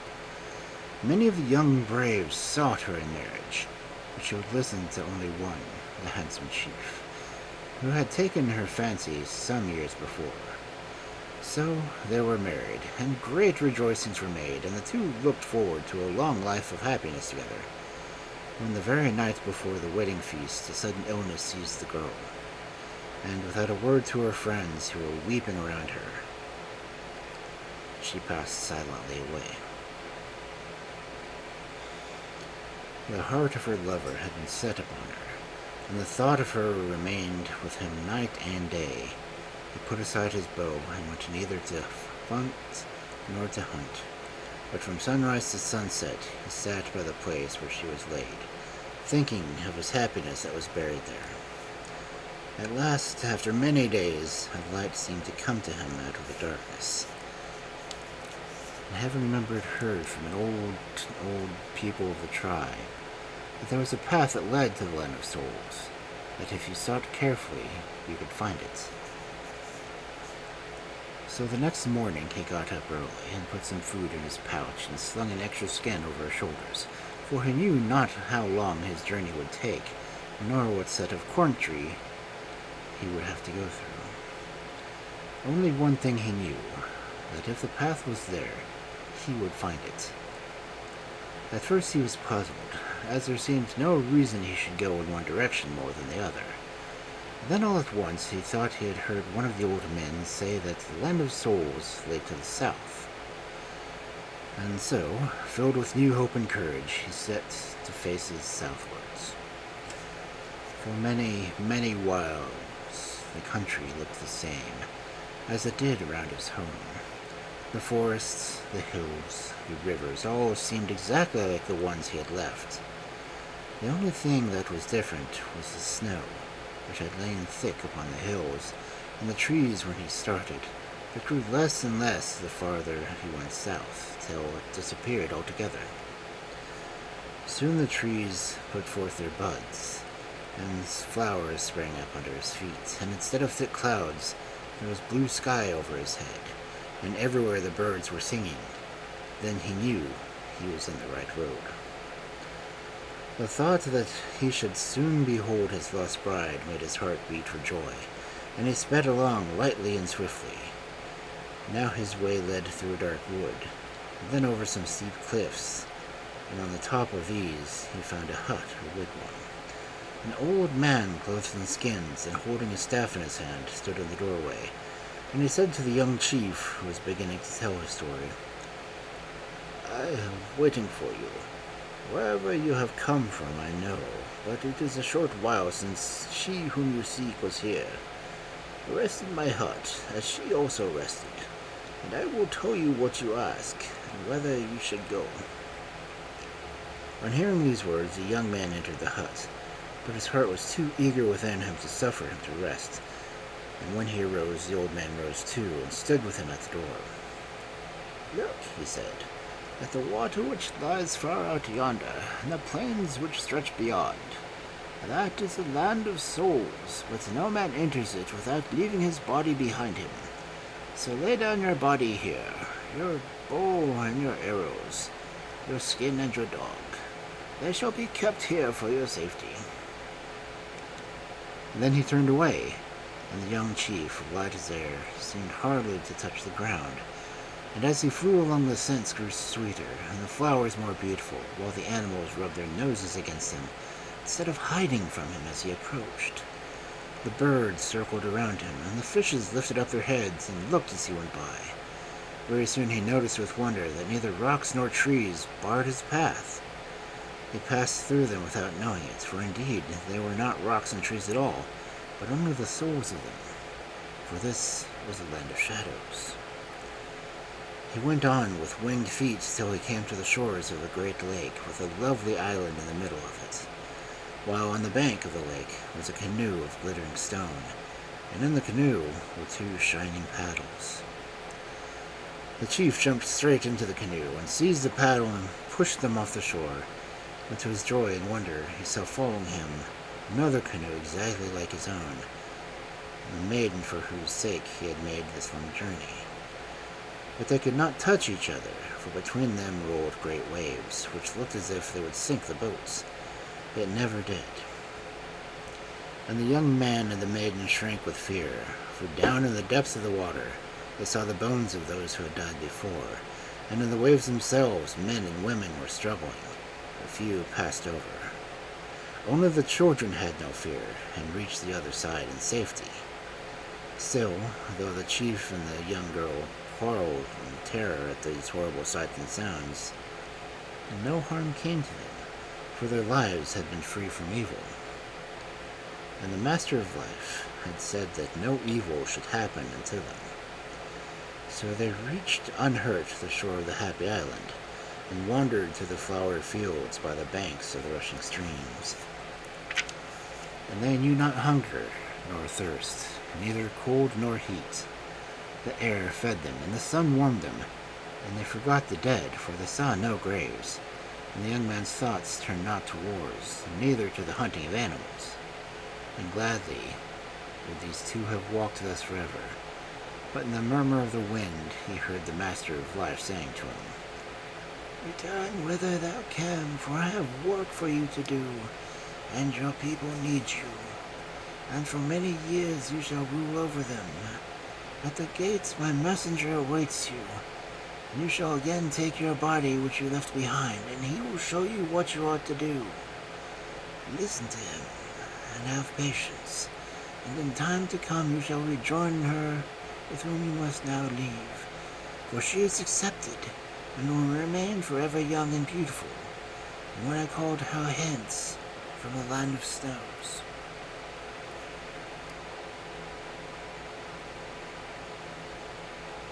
Now see, that is a good afterlife story.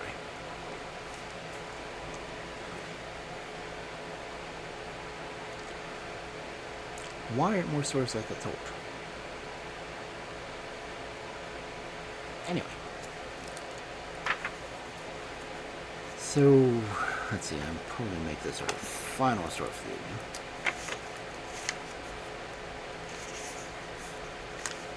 So it is The White Duck. It is only 8 pages. Yep. So this will be our last story for the evening. And I won't have my regular streams next week because hopefully I'll be in Colorado, enjoying mountains and fishing. And if I read, I'll probably be reading by fire. Anyway, our final story for this wonderful Friday night of fairy tales: The White Duck. Once upon a time, a great and powerful king married a lovely princess.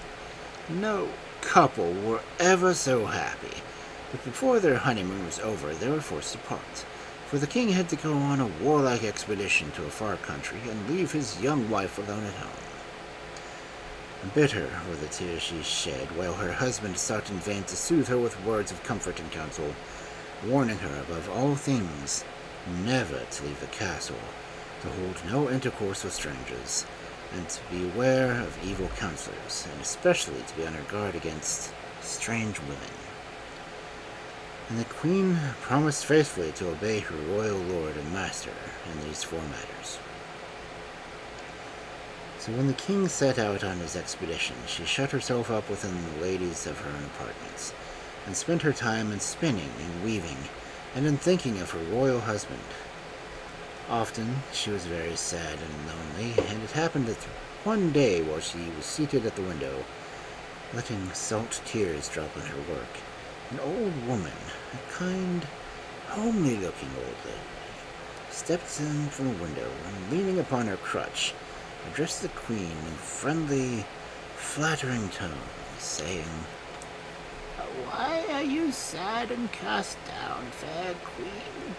You should not mope all day in your rooms. You should come out into the green garden and hear the birds sing with joy among the trees, and see the butterflies fluttering above the flowers, and hear the bees and insects hum, and watch the sunbeams chase the dewdrops through the rose leaves and the lily cups.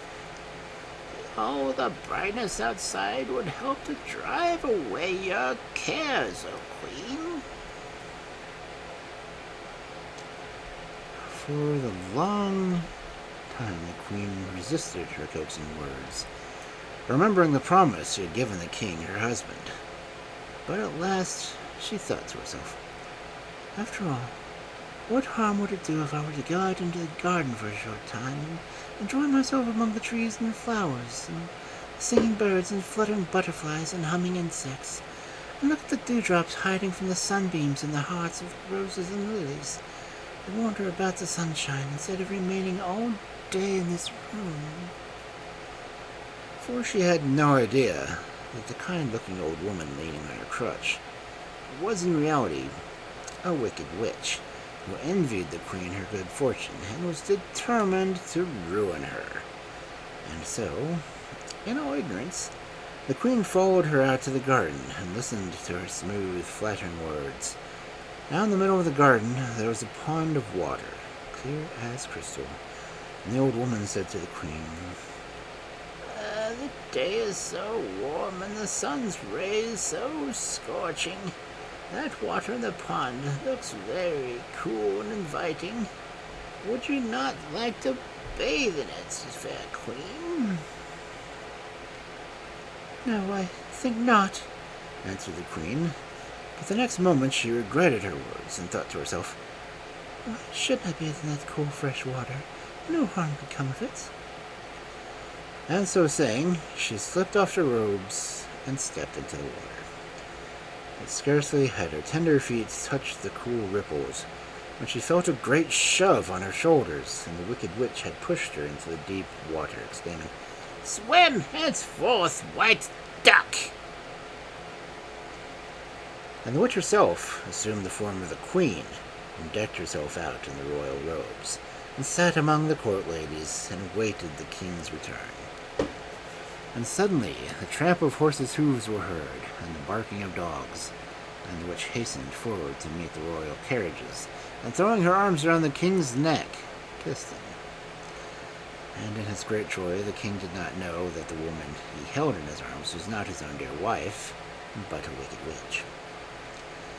In the meantime, outside the palace walls, the poor white duck swam up and down the pond, and near it laid 3 eggs, out of which came one morning 2 little fluffy ducklings and an ugly little drake. And the white duck brought up the little creatures, and they paddled after her in the pond and caught goldfish, and hopped on the bank and waddled about, ruffling their feathers and saying quack quack, as it strutted about on the green banks of the pond. But their mother used to warn them not to stray too far, telling them that the wicked witch lived in the castle beyond the garden, adding, She has ruined me, and she will do her best to ruin you. But the young ones did not listen to their mother, and playing about in the garden one day, they strayed up too close to the castle windows. The witch at once recognized them by their smell, and ground her teeth with anger, but she hid her feelings and pretended to be kind, and called them to her and joked with them, and led them to her beautiful room, where she gave them food to eat and showed them a soft cushion on which they might sleep. Then she left them and went down to the palace kitchens, where she told the servants to sharpen their knives and to make a great fire ready, and hang a large kettle full of water over it. In the meantime, the 2 little ducklings had fallen asleep, and the little drake lay between them, covered up by their wings, to be kept warm under their feathers. But the little drake did not go to sleep, and as he lay there wide awake in the night, he heard the witch come to the door and say, Little ones, are you asleep? and the little drake answered for the other 2, We cannot sleep, we wake and weep. Sharp is a knife to take our life, the fire is hot, now boils the pot, and so we wake and lie and quake. They're not yet asleep, muttered the witch to herself, and she walked up and down the passage, and then came back to the door and said, Little ones, are you asleep? Again the little drake answered for his sisters, We cannot sleep, we wake and weep. Sharp is a knife to take our life, the fire is hot, now boils the pot, and so we wake and lie and quake. Just the same answer, muttered the witch. I think I'll go in and see. So she opened the door gently, and seeing 2 little ducklings sound asleep, she then and there killed them. The next morning the white duck wandered around the pond in a distracted manner, looking for her little ones. She called and she searched, but she could find no trace of them, and in her heart she had a foreboding that evil had befallen them. And she fluttered up out of the water and flew to the palace, And there, laid out on the marble floor of the court, dead and stone cold, was her 3 children. The white duck threw herself upon them and covered up their little bodies with her wings and cried, Quack, quack, my little doves! Quack, quack, my turtle doves! I brought you up with grief and pain, and now before my eyes you're slain. I gave you always of the best. I kept you warm in my soft nest. I loved and watched you day and night. You are my joy, my one delight. The king heard this sad complaint from the white duck and called to the witch. Wife, what wonder is this? Listen to this white duck. But the witch answered, My dear husband, what do you mean? There's nothing wonderful in a duck's quacking. Here, servants, chase the duck out of the courtyard. But though the servants chased and strived, they could not get rid of the duck, for she circled round, always came back to the spot where her children lay crying. Quack, quack, my little doves! Quack, quack, my turtle doves! The wicked witch your lives did take, the wicked witch, that cunning snake! First she stole my king away, then my children did she slay, changed me from a happy wife to a duck for all my life. Would I were the queen again, would that you had never been slain. As the king heard her words, he began to suspect that he had been deceived, and he called out to the servants, Catch the duck and bring it here. But though they ran to and fro, the duck always fled past them and would not let herself be caught. So the king himself stepped among them. And suddenly the duck fluttered down into his hands, and as he stroked her wings, she was changed into a beautiful woman, and he recognized his dear wife. And she told him that the bottle would be found in her nest in the garden containing some drops from the spring of healing. And it was brought to her, and the ducklings and the little drake were sprinkled with water, and from the little dead bodies 3 lovely children arose. The king and the queen were again overjoyed when they saw their children, and they all lived happily together in this beautiful palace. But the wicked queen was taken by the king's command, and she came to no good end.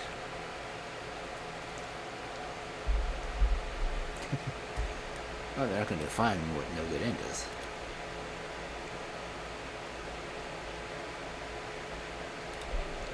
So honestly, the queen had her kids as a duck. That's a little odd, don't you think? Anyway.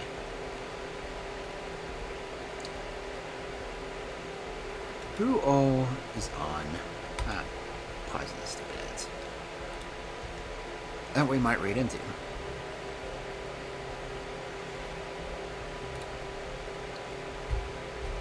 Let's see.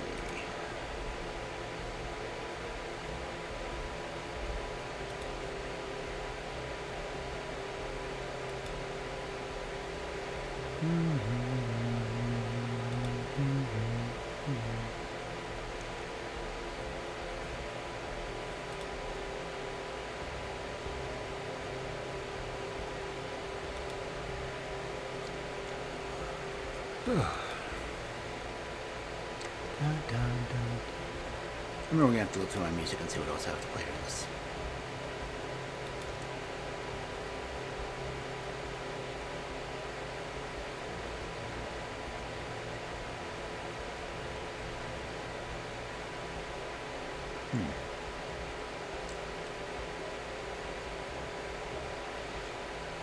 I haven't seen any of the usual suspects on.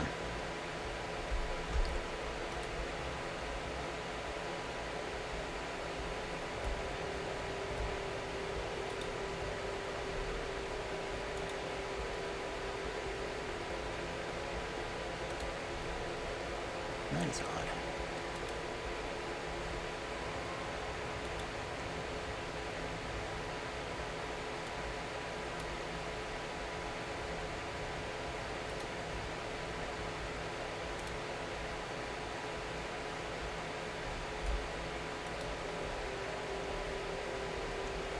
Some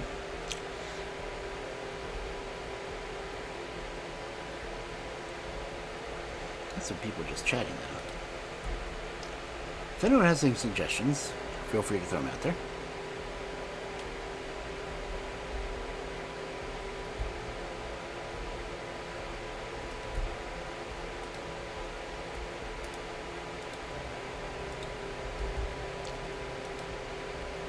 See if there's anyone else I'm reading fun.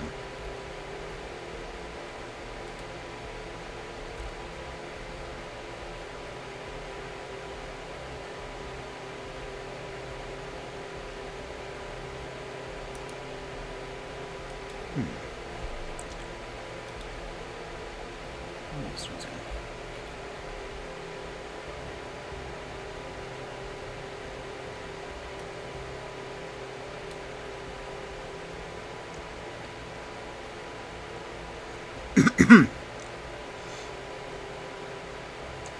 Oh, I see one person, but they're about to raid out too.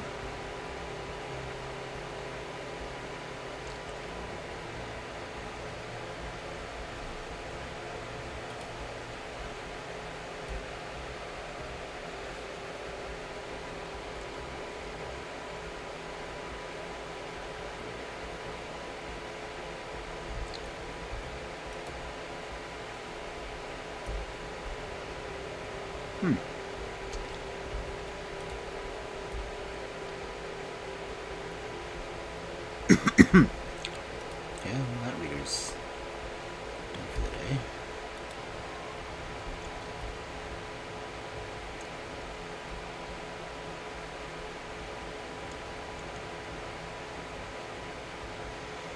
And the other one is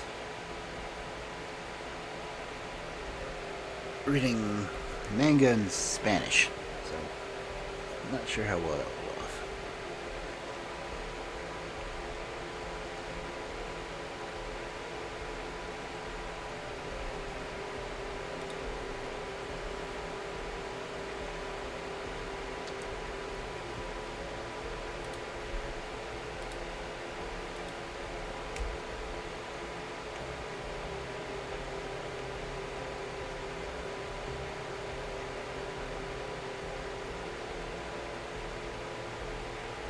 What are people doing just chatting? I'll look at them real quick.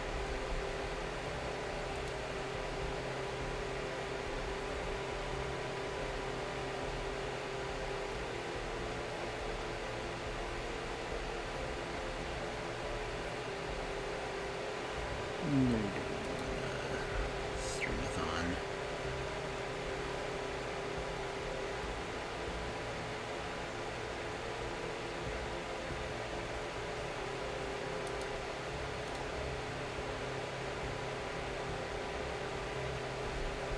What's this one doing?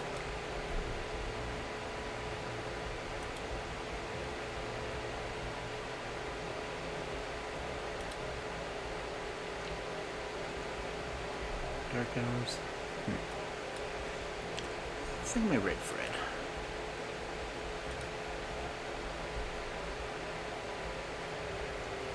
We're just playing Pokemon. That'll work.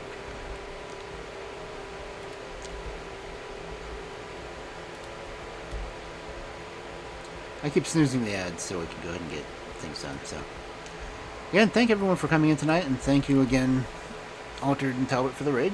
Say your prayers for the one I am not who's get my son. officially streaming next week because I'll be on vacation. How can you I win may warm within? do some random streams from my phone. So if you see me saying the live stream of a live stream, it's because I'm sitting in a stream streaming. I've done it before, it's weird. Yeah, you have a good night too, BG. Take my hand. We're off to Never Never Land. Something's wrong. Shut the light. Everything's Typing Fred in right. They aren't so right. The dreams of war, dreams of flyers, dreams of dragons, fire, things. So I hope you'll have a great weekend, and if I don't stream before I go on vacation, I'll see you when I get back. Ripping your I hope you'll have a wonderful evening, exits. and I'll see you over in France.